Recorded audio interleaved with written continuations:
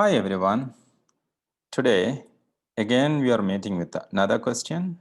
How do we do it? What is it? The image you can see, it's a chrome plated alloy wheel. So the car wheels look really good, really cool when they are coated with the chromium. And the car door handles as well. You know, they are good cars, expensive cars. They have chrome plating on their door handles as well. So we are doing the chromium plating on objects, and also we are doing the next one is more interesting. It's a Nissan R35 GTR gold plated customized car named Godzilla. It's worth USD 1 million. It's a gold plated car, you can see. So that's also plated. Now we have two objects. Both of them are plated with the different metals. Why do we plate objects with the different metals? There are two purposes: to make it protected from rusting, to protect it, and also to decorate. Protect and decorate, you know. I would say protect and decorate, you know. These are the two reasons why we do the plating. Okay, so today we are going to discuss how do we do this? How do we do this plating? The basic idea for plating is discussed in topic 5, electrolysis. In IGCSE, our fifth topic is electrolysis. This explains the syllabus in detail. We have core syllabus and extended for that. That's given. Now, we will look into the aspects. What is electrolysis first? The definition. The process of electrolysis is defined as it is the process of breaking down an ionic compound. So make sure you write ionic compound by passing electricity through that. By passing electricity through it. And that also it is specific. Either it has to be in molten state or it may be in aqueous state. Aqueous means dissolved in water. Molten means you just melt it. It cannot be in solid state, that's for sure. Gaseous state you can't imagine. Ionic compounds in gaseous state we can't imagine. Now, breaking down ionic compounds, we said, you may have a question in your mind. We have an exception, just one in your mind maybe. Water is a covalent compound and it is getting ionized, or sorry, it is getting broken down when we pass electricity. Why? Because you know that hydrogen is produced as well as oxygen also is produced when we break down water into its elements. This is the only one exception. So the subject expert from Cambridge, they say, leaving that exception, we can say that the general definition for the electrolysis could be ionic compounds breaking down by passing electricity through its molten or in aqueous. So breaking down ionic compounds by passing electricity through its molten or aqueous state. A typical electrolytic cell should contain electrodes. Electrodes are usually conducting rods. Usually they are made up of graphite or platinum or other metals. Graphite and platinum are used if you want inert. We will discuss more about that. Electrolyte, you know, where we send the electricity through, that's called electrolyte. And the cell is here. You can see this is the cell which produces or which provides enough electricity. It should be a direct current. And then there is a container, which we call the container altogether. Container and all this apparatus together, it's called electrolytic cell. You know? These are electrodes. Electrodes are, you know, named anode and cathode. Anode is positive, cathode is negative, right? It's already polarities are marked over there. So then you have the electrolyte solution, and you can see the ions from the electrolyte solution. Sorry, anions move towards the positive electrodes because anions are negative. anions are negative. That's why they move towards positive electrodes.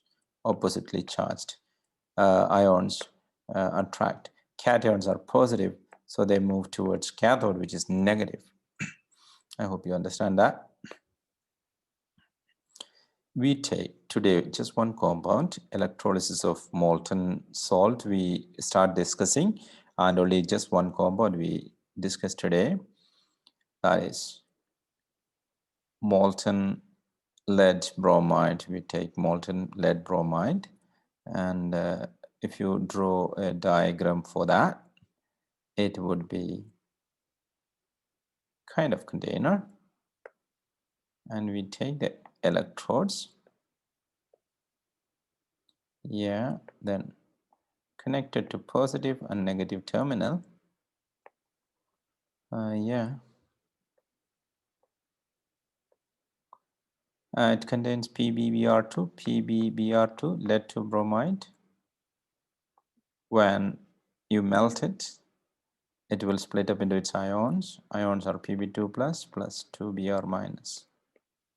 Okay, so I have which ions are Pb2 plus, and I just write Br minus. I don't have to write 2. That's only a stoichiometric ratio. Now, Pb2 plus during electrolysis, this is positive terminal, this is negative terminal. Where is this Pb2 plus going? Pb2 plus is positive, so it should go to the negative electrode. Br minus is Br minus negative, so it should go to the opposite positive electrode. What reactions are occurring? Reactions are half equations, we call it. This is the easy way to remember. It's a mnemonic to remember about what's happening at the respective electrodes. Red cat, I wrote reduction at cathode. And then the next one is anox, oxidation at the anode. Red cat and anox, if you remember, that will be easy for you to remember what's happening at the respective electrodes. All right, so we check cathode reaction. When I teach, always I say cathode is negative and reduction occurs, red cat, yeah. So I keep writing this so that if you also follow, you will remember it, and without forgetting, you can keep remembering that. Since it is negative, the positive ion will be moving towards the negative electrode, and cathode, look here, cathode is negative, connected to the negative terminal, so there will be flow of electrons there. So it will be rich of, the electrode will be rich of electrons. So Pb2 plus will accept 2 electrons from there to form Pb, molten lead. Why is it receiving 2 electrons? Because its charge is 2 plus. That's why 2 electrons. And if a metal like aluminum, charge is 3 plus, how many electrons it will be taking? It will be receiving 3 electrons. Yeah. Sodium plus 1. It will be taking only 1 electron. Right. Now think about the reaction at the anode. Anode is positive and oxidation occurs, anox. Br minus, that's how we start. Br minus moves to the anode, and you know that is positively charged. It is connected to the positive terminal, so there is no electron pumping from there. So it's in fact, it needs electron or it attracts electron. Br minus lose its electron. Oxidation is losing electrons, yeah. That you can remember as oil rig. Oxidation is losing electrons. Reduction is gaining electrons. When in terms of electrons, this is how you can remember. So here, what happens is Br minus is losing its electron, becoming a Br atom plus 1 electron. But you know, bromine is one of the diatomic gases. So bromine always would like to stay as Br2. So one more Br minus undergoes the same oxidation to form Br plus 1 electron. So two bromine atoms produced. They will join together to form bromine molecule.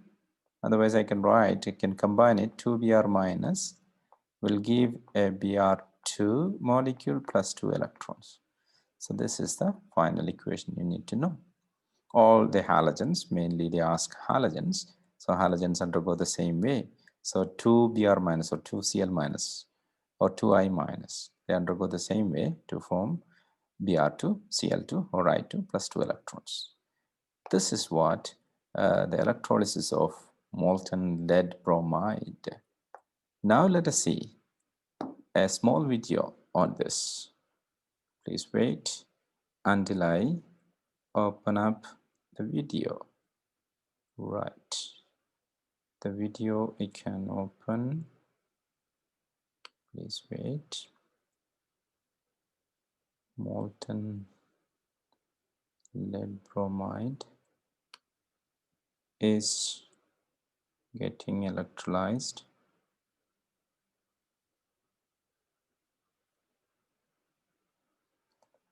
This is molten lead bromide. You can see PbBr2 is taken. It is taken into a crucible. Crucible is heated from down. Electrodes are immersed. You can see this is the structure, solid PbBr2. It's melting. In solid, they were not able to move, and electrons are passing through the negative electrode, you can see, and towards the negative electrode, Pb2 plus is coming and gaining 2 electrons, and you can see lead metal is formed. And at the anode, Br minus moving towards anode, and electrons, you can see electrons are given to the electrode, and bromine is produced there. And what will happen when bromine is produced? You can see on the anode, red brown fumes are produced, reddish brown fumes. Right. You know, that is our demonstration. Probably you understood it very well. This is molten lead bromide getting electrolyzed, and the products are bromine gas at the anode and metallic lead at the cathode. So that's all from electrolysis of molten lead bromide today. For more, watch the next video. Thank you.